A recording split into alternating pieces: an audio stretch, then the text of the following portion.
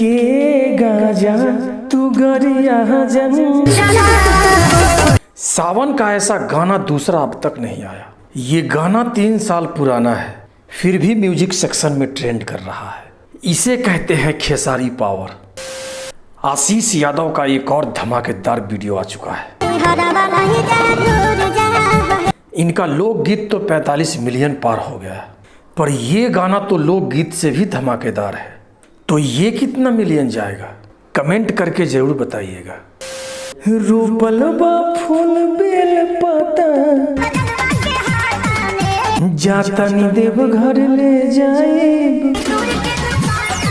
ये गाना पिछले वर्ष आया था, पर आज भी सुनने के बाद ऐसा लगता है जैसे इस गाने को कल ही रिलीज किया गया हो।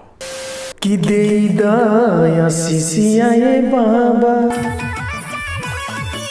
इस गाने को रिलीज किए हुए लगभग 1 महीना हो गया, पर इंस्टा पे आज भी ट्रेंडिंग में है।